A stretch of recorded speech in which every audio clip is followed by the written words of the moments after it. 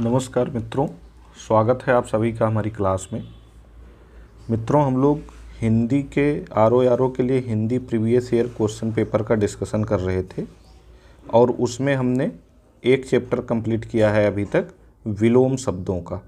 ठीक है, अभी तक हमने विलोम शब्द जो आर में पूछे गए हैं उनका चैप्टर हमने कंप्लीट कर लिया है।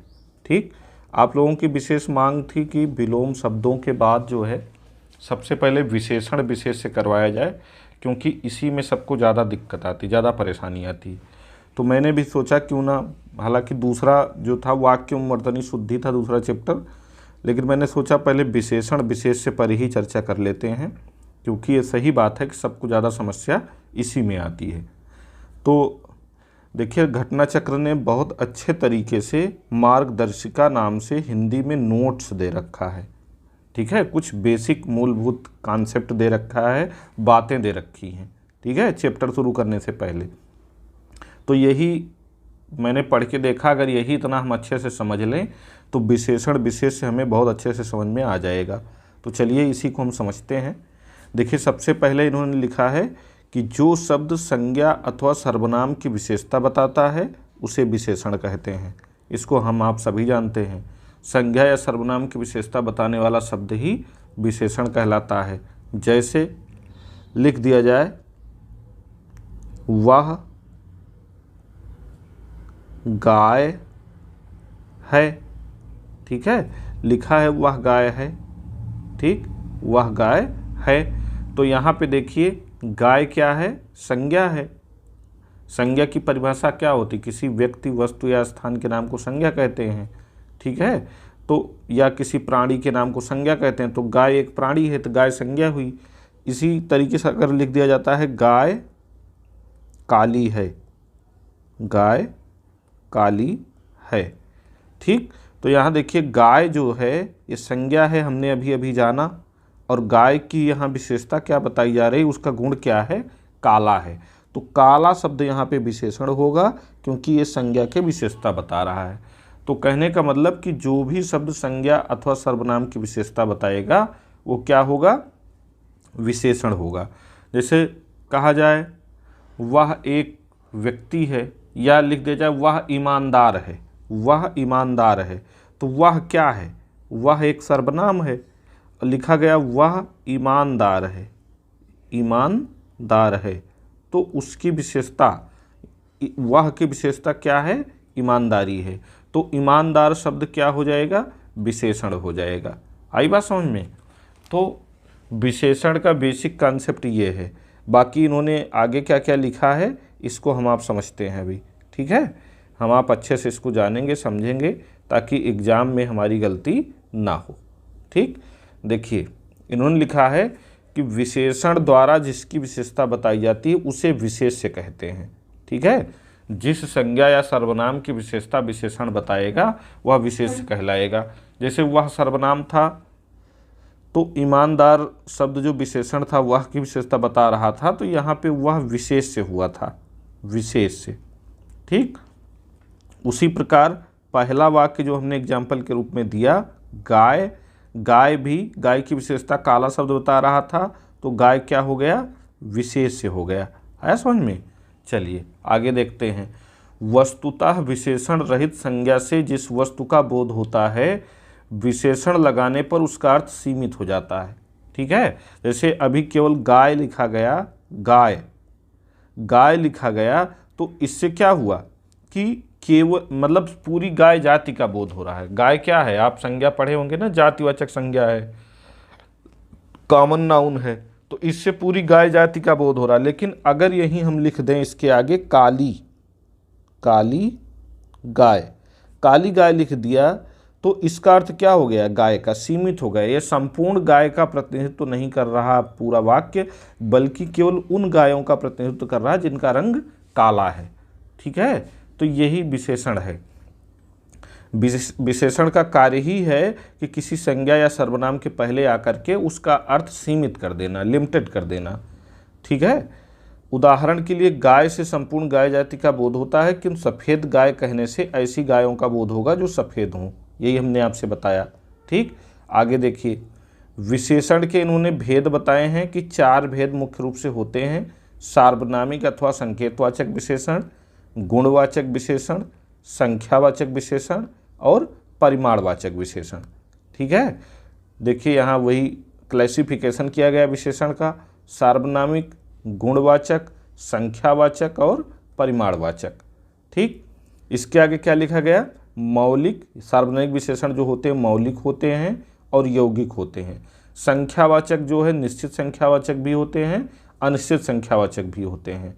परिमाणवाचक क्या होते हैं, गणनावाचक भी होते हैं, क्रमवाचक भी होते हैं, आवृत्तिवाचक भी होते हैं, समुदायवाचक भी होते हैं, प्रत्येकवाचक भी होते हैं।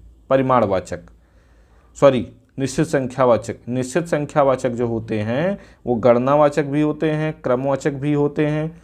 गणनावाचक का मतलब 1 2 3, क्रमवाचक का मतलब फर्स्ट सेकंड थर्ड, प्रथम द्वितीय तृतीय।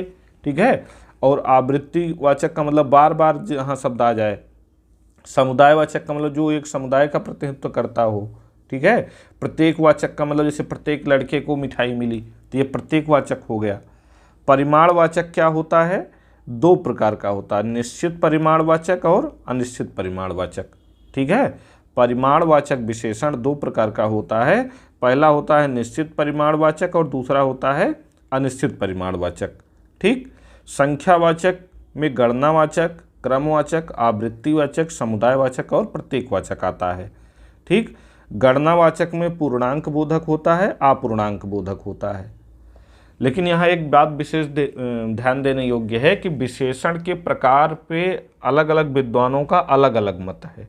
तो किसने क्या कहा है, देखिए इन्होंने बहुत अच्छे से समझाया है कि विशेषण के भेद के बारे में विभिन्न विद्वानों के मतों में भेद है। ठीक है, प्रख्यात व्याकरण कामता प्रसाद गुरु अपनी पुस्तक हिंदी व्याकरण तथा प्रसिद्ध विद्वान डॉक्टर वासुदेव नंदन प्रसाद अपनी पुस्तक आधुनिक हिंदी व्याकरण और रचना संस्करण 2018 में विशेषण के 3 भेद बताते हैं, सार्वनामिक, गुणवाचक और संख्यावाचक। ठीक है, कामता प्रसाद गुरु और वासुदेव नंदन प्रसाद ने विशेषण के 3 प्रकार बताए हैं। पहला है सार्वनामिक, दूसरा है गुणवाचक और तीसरा है संख्यावाचक। जबकि हरदेव बाहरी अपनी पुस्तक हिंदी शब्द अर्थ प्रयोग संस्करण 2017 में 4 भेद बताते हैं, सार्वनामिक, गुणवाचक, संख्यावाचक और परिमाणवाचक। ठीक है, इसके पहले विद्वानों ने सार्वनामिक, गुणवाचक और संख्यावाचक बताया है, यानी परिमाणवाचक को संख्यावाचक में ही उन्होंने इंक्लूड कर लिया है। लेकिन डॉक्टर हरदेव बाहरी ने 4 बताया है, सार्वनामिक, गुणवाचक, संख्यावाचक और परिमाणवाचक। तो इसका हमको ऐसे ध्यान रखना है। ठीक है, ये ऑप्शन के हिसाब से सही होगा। चलिए, सार्वनामिक अथवा संकेतवाचक विशेषण क्या होता है, सर्वनाम के निजवाचक और पुरुषवाचक रूपों मैं, तू, वह से भिन्न सर्वनाम जब किसी संज्ञा से पूर्व आए तो उन्हें सार्वनामिक विशेषण कहते हैं। जैसे यह गाय सुंदर है, वह घर बड़ा है। यहाँ गाय और घर के ठीक पूर्व आए हुए शब्द यह और वह जो है सार्वनामिक विशेषण है। ठीक है, सार्वनामिक विशेषण का मतलब जो सर्वनाम से ही बना हो, सर्वनाम से ही जो संकेत कर रहा हो। ठीक है, तो इन्हें संकेतवाचक विशेषण अथवा सार्वनामिक विशेषण आप कहेंगे। जैसे यह गाय सुंदर है, यह शब्द क्या है, गाय के पास होने का संकेत कर रहा है ना। और दूसरे में क्या लिखा हुआ है, वह घर बड़ा है, तो वह शब्द क्या है, घर के थोड़ा दूर होने का संकेत कर रहा है। तो इसीलिए इसे हम क्या कहेंगे, संकेतवाचक विशेषण कहेंगे। ठीक है, संज्ञा या सर्वनाम की विशेषता बताते हैं संकेतवाचक विशेषण कहते हैं, क्योंकि संकेतवाचक विशेषण सर्वनाम शब्दों से बने हैं। इन्हें निर्देशक भी कहा जाता है। मौलिक सार्वनामिक विशेषण उन्हें कहते हैं जो बिना रूप परिवर्तन के यथारूप प्रयुक्त होते हैं, जैसे यह, वह, कोई, वे। ठीक है, इनमें कोई रूप नहीं बदलता है, इसलिए इनको मौलिक सार्वनामिक विशेषण कहते हैं। प्रत्यय लगाकर परिवर्तित नामों से बने विशेषणों को यौगिक सार्वनामिक विशेषण कहते हैं। ठीक है, जिसमें प्रत्यय लगाकर बन जाता है, जैसे ऐसी किताब, जैसा देश, वैसा भेष आदि लिखा है। अब देखिए किताब स्त्रीलिंग है, तो यहाँ ऐसी हो गया, ठीक है। देश पुल्लिंग है तो यहाँ जैसा हो गया, भेष पुल्लिंग है तो यहाँ वैसा हो गया। यानी क्या है, इनका लिंग या इनका रूप जो है क्रिया के लिंग अथवा वचन के हिसाब से बदल रहा है। तो ऐसे संकेतवाचक विशेषण जिनका रूप क्रिया के लिंग अथवा वचन के अनुसार बदलेगा उन्हें यौगिक सार्वनामिक विशेषण कहेंगे, ठीक है। चलिए आगे समझते हैं। सर्वनाम और सार्वनामिक विशेषण में अंतर क्या है। जब कोई शब्द किसी संज्ञा के बदले आता है और किसी संज्ञा या प्राणी की ओर संकेत करता है तो उसे सर्वनाम कहते हैं, ठीक है। जैसे वह जा रहा है, अब वह जा रहा है, वह क्या है, किसी व्यक्ति के बदले आया है ना, यहाँ कोई व्यक्ति हो सकता है। जैसे राम जा रहा है, ठीक है, तो राम के बदले आया तो ये सर्वनाम है। और सार्वनामिक विशेषण क्या है, जो सर्वनाम शब्द संज्ञा की ओर संकेत करता है और संज्ञा शब्द से पहले उसका प्रयोग किया जाता है तो वह सार्वनामिक विशेषण होता है। जैसे वह लड़का जा रहा है, ठीक है, तो यहाँ वह एक सर्वनाम शब्द है, लेकिन ये लड़का संज्ञा है, इसके पहले आकर के लड़के के अर्थ को सीमित कर रहा है और यह स्पष्ट कर रहा है कि लड़का दूर है हमसे थोड़ा, ठीक है। तो वह क्या हो गया, सार्वनामिक विशेषण हो गया, ठीक। अभी लिखा होता वह जा रहा है, वह जा रहा है, तो वह शब्द क्या होता, सर्वनाम होता, सर्वनाम होता। लेकिन अगर लिख दिया गया वह लड़का जा रहा है तो वह शब्द क्या हो गया, सार्वनामिक विशेषण हो गया। इसका ध्यान रखिएगा, जब संकेतवाचक शब्द किसी संज्ञा अथवा सर्वनाम के पहले आ जाएंगे तो सार्वनामिक विशेषण होंगे, और जब संकेतवाचक शब्द अकेले आएंगे किसी संज्ञा के स्थान पर प्रयुक्त होंगे तो वो सर्वनाम होंगे, ठीक है। तो ये आपको समझ में आ गया होगा। गुणवाचक विशेषण क्या होते हैं, जो शब्द संज्ञा या सर्वनाम के गुण, दशा, स्वभाव का बोध कराए उसे गुणवाचक विशेषण कहते हैं। मुख्य गुणवाचक विशेषण इस प्रकार हैं। गुण जैसे सच्चा, झूठा, दानी, पापी, न्यायी, दुष्ट, शांत। रंग का भी भेद कराता है गुणवाचक विशेषण, लाल, पीला, हरा, बैगनी, मतलब कोई भी रंग जो बताए, ठीक। आकार का भी भेद कराता है, जैसे टेढ़ा, सीधा, चौकोर, गोल, सुडौल, लंबा चौड़ा आदि, ठीक है। स्थान का भी बोध कराता है, जैसे क्षेत्रीय, देसी, पंजाबी, भारतीय, इस तरीके से। काल का बोध कराता है, नया, पुराना, ताज़ा, इस तरीके से, ठीक है। तो ये सब क्या होते हैं, गुणवाचक विशेषण होते हैं। दशा का भी बोध कराता है, जैसे दुबला, पतला, मोटा, भारी, गीला, सूखा आदि लिखा हुआ है, ठीक है। तो इन विशेषणों में सा पद जोड़कर गुणों को कम किया जाता है, जैसे बड़ा सा, ऊंचा सा, छोटा सा। तो ये गुणवाचक विशेषण की पहचान है। संख्यावाचक विशेषण क्या होते हैं, एकदम स्पष्ट है कि जो शब्द किसी मतलब ऐसा संख्यावाचक शब्द जो किसी संज्ञा से पहले आकर के और उस संज्ञा के अर्थ को सीमित कर दे वो संख्यावाचक होगा, ठीक है। जैसे और ये कितना होता है, निश्चित संख्यावाचक, अनिश्चित संख्यावाचक। निश्चित संख्यावाचक के 5 प्रकार हैं, गणनावाचक, क्रमवाचक, आवृत्तिवाचक, समुदायवाचक और प्रत्येकवाचक। गणनावाचक में क्या होता है, ये प्रत्येक वस्तुओं की गिनती बतलाता है, जैसे 7 कारें, 20 कुर्सियाँ। क्रमवाचक क्या होता है, यह क्रम के अनुसार गणना का बोध कराता है, जैसे पहला लड़का, 5वीं मंजिल, तृतीय श्रेणी। तो ये सब क्या हैं, क्रम का बोध करवा रहे हैं। आवृत्तिवाचक है, यह एक वस्तु से दूसरी वस्तु के आधिक्य का अनुपात बताता है, जैसे 4 गुना बल, 100 गुना धन, दूध से दुगुना पानी, ठीक है। समुदायवाचक क्या होता है, पूरे समुदाय का बोध कराता है, जैसे 3 मित्र, 7 घर, 2 बहनें, 4 भाई आदि। प्रत्येकवाचक क्या है, ये सबका अलग अलग बोध कराता है, जैसे दिया गया हर एक, प्रत्येक, 2, हर दूसरे आदि, ठीक है। अनिश्चित संख्यावाचक क्या होता है, इन विशेषणों से वस्तु की निश्चित संख्या ज्ञात नहीं होती, जैसे कुछ लोग कह दिया गया, मतलब पता नहीं कितने लोग हैं, 2 लोग भी हो सकते हैं, 4 लोग भी होते हैं, 10 लोग भी हो सकते हैं। ज़्यादा चीनी, ज़्यादा चीनी का मतलब पता नहीं कितनी चीनी हो गई, तो ये क्या है, अनिश्चित संख्यावाचक है। और परिमाणवाचक क्या होता है, जिन विशेषण शब्दों से संज्ञा या सर्वनाम की मात्रा अथवा नाप तौल का बोध होता है वह परिमाणवाचक विशेषण कहलाते हैं। जैसे इनके दो भेद हैं, निश्चित परिमाणवाचक और अनिश्चित परिमाणवाचक।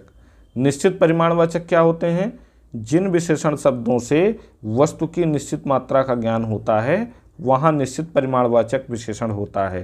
जैसे 2 किलो गेहूँ लिखा है, 1 लीटर दूध दिया गया है, 9 मीटर कपड़ा दिया गया है आदि। अनिश्चित परिमाणवाचक क्या होते हैं, जिन विशेषण शब्दों से वस्तु की अनिश्चित मात्रा का ज्ञान हो। ठीक है, निश्चित मात्रा नहीं, अनिश्चित मात्रा। वहाँ जैसे थोड़ा सा आटा मतलब पता नहीं कितना आटा है, कुछ चीनी, बहुत सारा धन आदि। परिमाणवाचक और संख्यावाचक में बेसिक डिफरेंस क्या है, इसमें नाप तौल की वस्तुएं आती हैं, ठीक है, परिमाणवाचक में, और संख्यावाचक में जिन वस्तुओं की गिनती की जा सकती है वो आती हैं। ठीक है, जैसे 2 किलो गेहूँ ये क्या है, परिमाणवाचक है, लेकिन 2 गायें ये क्या है, संख्यावाचक है। ठीक है, या गणनावाचक है।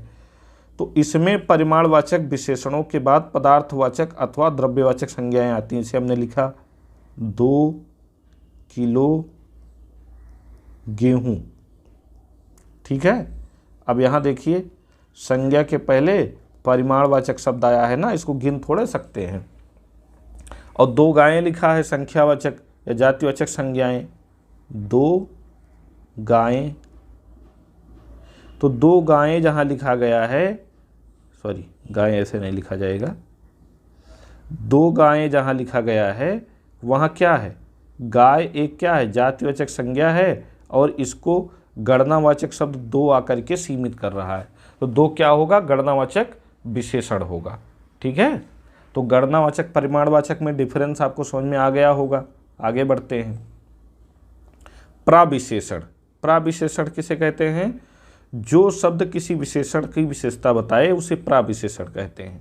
ठीक है, संज्ञा और सर्वनाम की जो विशेषता बताए वो विशेषण है। ठीक है, विशेषण क्या है, संज्ञा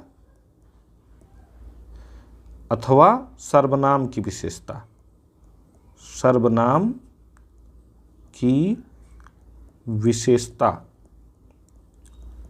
ये जो बताता है वो क्या कहलाता है, विशेषण कहलाता है, विशेषण। ठीक, और प्राविशेषण क्या है, जो शब्द किसी विशेषण की ही विशेषता बताने लगे। जैसे कहा जाए मोहन बहुत तेज विद्यार्थी है। अब इसमें देखिए विद्यार्थी संज्ञा है, तो संज्ञा के पहले तेज शब्द आया, तेज शब्द क्या हुआ, विशेषण हुआ। लेकिन तेज ही नहीं, मोहन बहुत तेज है, यानी विशेषण की भी विशेषता बताने लगा। कौन शब्द आके, बहुत। तो बहुत शब्द क्या होगा, प्राविशेषण हो जाएगा। आया समझ में। चलिए, विशेष और विशेषण एवं विधेय विशेषण। जो विशेषण विशेष के पूर्व आए वह विशेष विशेषण। जैसे चंचल शिशु, शिशु क्या है, विशेष्य है, चंचल विशेषण है, तो ये पूरा विशेष विशेषण हुआ। तेज विद्यार्थी, ये भी विशेष विशेषण हुआ।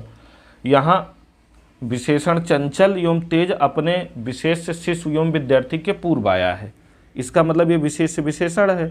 ठीक है, दूसरी जानकारी क्या दी गई है, जो विशेषण विशेष के बाद आए उसे विधेय विशेषण। ठीक है, विधेय विशेषण में क्या होगा कि विशेषण शब्द विशेष के बाद आएगा। जैसे लिखा गया मेरी गाय काली है। अब देखिए गाय जो है संज्ञा है, संज्ञा की जो शब्द विशेषता बताई विशेषण हुआ, तो काला शब्द बता रहा है, लेकिन ये विशेष्य के बाद आया है, विशेष के बाद आया है, तो बाद में आएगा तो ये विधेय विशेषण होगा। ठीक है, मेरा पुत्र सुस्त है, पुत्र संज्ञा है और सुस्त विशेषण है, ये संज्ञा के बाद आया, तो ये क्या होगा, विधेय विशेषण। विशेष विशेषण में विशेषण शब्द संज्ञा के पूर्व आएगा। ठीक, और विधेय विशेषण में विशेषण शब्द संज्ञा के बाद आएगा। आई बात समझ में। जैसे लिखा गया काली गाय, काली गाय। ठीक, तो ये क्या हुआ, विशेष विशेषण हुआ, क्योंकि संज्ञा के पहले काला शब्द आ गया। ठीक है। लेकिन अगर लिख दिया गया मेरी गाय काली है, तो यहाँ देखिए गाय के बाद काली शब्द आया, तो ये विधेय विशेषण हुआ। तो अब ये क्लियर हो गया होगा आपको ये भी। चलिए, विशेष विशेषण रचना। कुछ विशेषण अपने मूल रूप में होते हैं, जैसे लाल, सुंदर, गोला, भारी, अच्छा, बुरा, बड़ा, छोटा, ऊंचा, नीचा, मोटा, पतला आदि। कुछ विशेषण विशेष सर्वनाम और क्रिया शब्दों में प्रत्यय लगाकर बनाए जाते हैं। प्रत्यय लगाकर कौन कौन सा विशेषण बनता है? जैसे भूख शब्द है, तो इसमें आ प्रत्यय लगने से भूखा बन गया, भूखा विशेषण हो गया।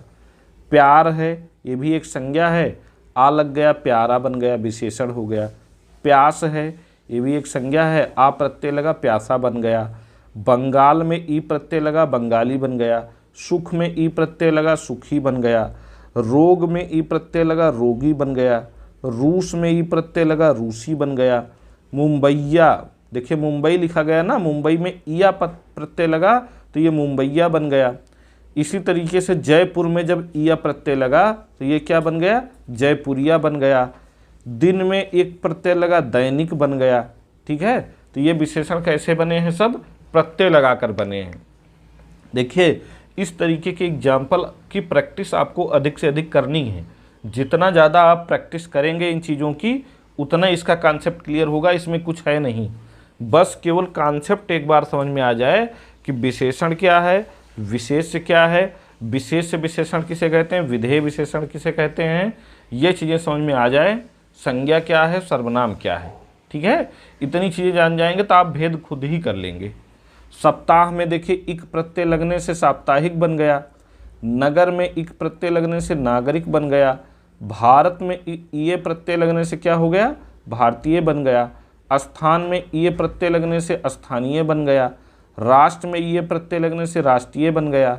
ठीक है, तो ये प्रत्यय आप देख लीजिएगा। अब देखिए, सर्वनाम शब्दों से व्युत्पन्न विशेषण। कुछ शब्द जो सर्वनाम से उत्पन्न होते हैं, जैसे यह या इस में का प्रत्यय लगने से इसका बन गया। ठीक है, वह या उस प्रत्यय लगने से क्या बन गया? उसका बन गया, का प्रत्यय लगने से। सब में का प्रत्यय लग गया, सबका बन गया। तू में रा प्रत्यय लग गया, तेरा बन गया। तुम में रा प्रत्यय लग गया, तुम्हारा बन गया। आप में का प्रत्यय लगा, आपका बन गया। तो ये सर्वनाम शब्दों से व्युत्पन्न विशेषण है। क्रिया शब्दों से कौन सा विशेषण उत्पन्न होता है? जैसे उठना एक क्रिया है, उठा आप प्रत्यय लगने से विशेषण बन गया ना। लूटना एक क्रिया है, लूटा विशेषण बन गया। कमाना एक क्रिया है, आऊ प्रत्यय लग गया, कमाऊ बन गया। ठीक है, तो ये क्या है? क्रिया शब्दों से व्युत्पन्न विशेषण है। खेलना में आड़ी शब्द लग गया तो खिलाड़ी बन गया। ठीक, अगला क्या है? लिंग, वचन और कारक के अनुसार परिवर्तित विशेषण। जैसे काला, बड़ा, काली, बड़ी, काले, बड़े, वह, वे, उन, उस, ये सब क्या हैं? लिंग, वचन और कारक के हिसाब से बदल जाते हैं। जैसे काला घोड़ा लिखा जाएगा और फिर काली गाय लिखा जाएगा। ठीक है, बड़ा आदमी लिखा जाएगा और बड़ी मतलब बड़ी लड़की लिखा जाएगा। तो इस तरीके से इनके रूप क्या हैं? बदल रहे हैं ना। दो शब्दों के मेल से बनने वाले विशेषण, जैसे लिखा गया है भला बुरा, छोटा बड़ा, ऊंच नीच, दुबला पतला, टेढ़ा मेढ़ा, चलता फिरता, ठीक है, टूटा फूटा आदि। तुलना की दृष्टि से गुणवाचक विशेषणों की तीन विशेषताएं होती हैं। क्या होती हैं भाई? एक होती मूलावस्था, एक होती उत्तरावस्था और एक होती है उत्तमावस्था। ठीक है, मूलावस्था क्या है? अंग्रेजी में आपने पढ़ा होगा ना, एक होती है पॉजिटिव डिग्री, पॉजिटिव डिग्री, एक होती कंपेरेटिव डिग्री, कंपेरेटिव डिग्री, और एक होती है सुपरलेटिव डिग्री, सुपरलेटिव डिग्री। ठीक है, तो यही तीन प्रकार के विशेषण यही हिंदी में मूलावस्था, उत्तरावस्था और उत्तमावस्था कहलाते हैं। तो गुणवाचक विशेषणों की तीन अवस्थाएं होती हैं, मूलावस्था, उत्तरावस्था और उत्तमावस्था। मूलावस्था क्या है? जिसमें विशेष्य संज्ञा शब्द किसी अन्य के साथ तुलना नहीं की जाती, समान रूप से विशेषण की विशेषता या गुण दोष प्रकट किया जाता है। जैसे सरल, सरल आदमी, योग्य व्यक्ति, महान आदमी, इस तरीके से ना। उत्तरावस्था क्या है? इसमें दो समान गुणों वालों की तुलना की जाएगी, जिनमें से एक को श्रेष्ठ बताया जाएगा। जैसे लिखा गया है एग्जाम्पल इसका, जैसे देखिए दिया गया है कि सरलतर, योग्यतर, कोमलतर आदि। राम श्याम से अधिक कोमल है, ठीक है। मोहन राकेश से अधिक सरल है। यहाँ दो लोगों की क्या होती है? तुलना होती, कहने का मतलब। और उत्तमावस्था क्या होती है? जहाँ किसी एक को बाकी सबसे सर्वश्रेष्ठ बता दिया जाए। जैसे लिखा गया सरलतम, योग्यतम, कोमलतम, कहा जाए वह सभी व्यक्तियों में योग्यतम व्यक्ति है या वह योग्यतम व्यक्ति है। योग्यतम व्यक्ति का मतलब कि उसके जितना योग्य कोई नहीं है, ठीक है। तो ये तीन अवस्थाएं हैं विशेषण की। जैसे अधिक का अधिकतर उत्तरावस्था होगा और अधिकतम उत्तमावस्था होगा, इसको याद कर लीजिएगा। उच्च का उच्चतर क्या होगा? उत्तरावस्था होगा और उच्चतम उत्तमावस्था होगा। कोमल का कोमलतर उत्तरावस्था होगा और कोमलतम उत्तमावस्था होगा, ठीक है। इसको याद कर लीजिएगा। अब हिंदी में विशेषण के निम्नलिखित रूप भी मिलते हैं। अच्छा, उससे अच्छा, सबसे अच्छा। ये भी मैंने आपको अभी बताया ना। मोहन एक अच्छा लड़का है, ठीक। और फिर लिख दिया जाए मोहन सोहन से अच्छा लड़का है, फिर लिख दिया जाए मोहन सबसे अच्छा लड़का है। तो देखिए यहाँ मोहन को तीन रूपों में बताया गया ना। एक मूल रूप में बताया गया मोहन को, एक दो लोगों में तुलना की गई, और एक में मोहन को सबसे श्रेष्ठ बताया गया, बाकी सभी से अच्छा बताया गया, ठीक है। तो ये भी आता है। विशेषण और विशेष्य से संबंधित कुछ प्रमुख बातें क्या हैं? विशेषण के लिंग, वचन विशेष्य के लिंग और वचन के अनुसार होते हैं, चाहे विशेषण से पहले आए या बाद में। जैसे अच्छे छात्र पढ़ते हैं, ठीक है। यहाँ छात्र देखिए बहुवचन है, पढ़ते हैं लिखा है, तो क्या हो गया? अच्छे लिखा गया। अभी यहीं छात्र एक होता, अच्छा छात्र पढ़ता है, तो केवल एक छात्र की बात की जाती तो अच्छे ना लिखा जाता, अच्छा लिखा जाता ना। तो यानी लिंग का प्रभाव पड़ता है, ठीक। वचन का प्रभाव पड़ता है। अभी लड़की होती है, छात्रा लिखा जाता तो अच्छा का अच्छी हो जाता ना। तो लिंग और वचन का प्रभाव इसमें पड़ता है। बड़ा आदमी सुंदर स्वभाव का होता है, इस तरीके से राधा भली लड़की है। यदि एक ही विशेषण के अनेक विशेष्य हों तो विशेषण के लिंग और वचन समीप वाले विशेष के लिंग और वचन के अनुसार होंगे। जैसे अच्छी कलम और कागज। अब कलम के समीप है ना अच्छी शब्द, विशेषण के समीप कौन सा विशेष्य है? कलम है। कलम स्त्रीलिंग है, तो इसलिए अच्छी कलम और अच्छा कागज लिखना सही होगा। अभी लिख दिया जाए अच्छा कलम और कागज तो गलत हो जाएगा, अच्छी कलम और कागज लिखना सही होगा। लंबे पुरुष और नारियां लिखना सही होगा। अभी लंबी पुरुष और नारियां लिख दिया जाए तो गलत हो जाएगा, ठीक है। इसी तरीके से पीला कुर्ता और धोती लिखना सही होगा। तो देखिए इस प्रकार विशेषण के प्रयोग से जिस संज्ञा की व्यापकता सीमित होती है अथवा जिस संज्ञा का गुण अथवा धर्म प्रकट होता है, उसी संज्ञा को हम विशेष्य कहते हैं। जैसे सफ़ेद घोड़ा दौड़ा, इस वाक्य में सफ़ेद विशेषण है और घोड़ा उसका क्या है? विशेष्य है, ठीक है। तो उम्मीद करते हैं कि आपको ये अच्छे से समझ में आ गया होगा। अब विशेष्य के साथ विशेषण के प्रयोग दो तरह से होता है। एक विशेषण विशेष्य के साथ उसके पहले आता है अथवा विशेष्य के बाद में रहता है। तो बताया ही गया ना कि पहला वाला विशेष्य विशेषण होगा और दूसरा वाला क्या होगा? विधेय विशेषण होगा।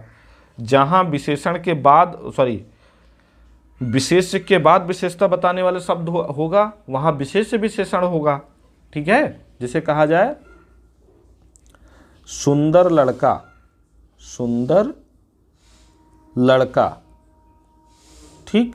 सुंदर लड़का में लड़का संज्ञा है, तो संज्ञा के पहले ही आके सुंदर शब्द उसकी विशेषता बता रहा है, तो ये विशेष विशेषण हुआ। लेकिन अगर कहा जाए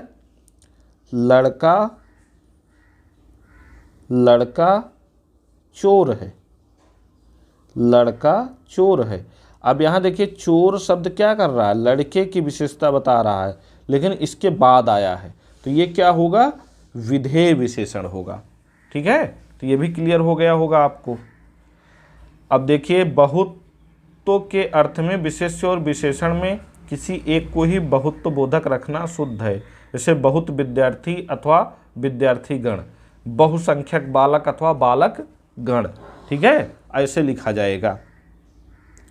तो कुल मिला के विशेषण विशेष्य का कॉन्सेप्ट आज हमने इस वीडियो में जाना और समझा कि विशेष्य क्या है, विशेषण क्या है, विधेय विशेषण क्या है, प्रविशेषण क्या है, विशेष विशेषण क्या है। ठीक है, ये सब हमने जाना। विशेषण के कितने प्रकार होते हैं, विशेषण की कितनी अवस्थाएं होती हैं, ये सब हमने यहाँ पे जाना और समझा। तो आप इस पूरा वीडियो को देखिए और पूरे वीडियो को देखने के बाद आप हमको कमेंट बॉक्स में विशेषण किसे कहते हैं, विशेष्य किसे कहते हैं, और विशेष विशेषण किसे कहते हैं, विधेय विशेषण किसे कहते हैं, और विशेषण के कितने प्रकार होते हैं, ये सब जब आप कमेंट करके बताएंगे तब हम ये जान जाएंगे कि आपको ये चैप्टर अच्छे से समझ में आ गया है। और फिर अगली क्लास में, अगले वीडियो में विशेषण विशेष्य वाले चैप्टर से प्रीवियस ईयर में आए गए सभी प्रश्नों का हम अच्छे से अब डिस्कशन करेंगे, चारों ऑप्शन पे परिभाषा और कॉन्सेप्ट सहित चर्चा करते हुए। ठीक है, तब तक आप लोग अच्छे से पढ़ाई करें। तो मिलते हैं अगली क्लास में, तब तक के लिए धन्यवाद।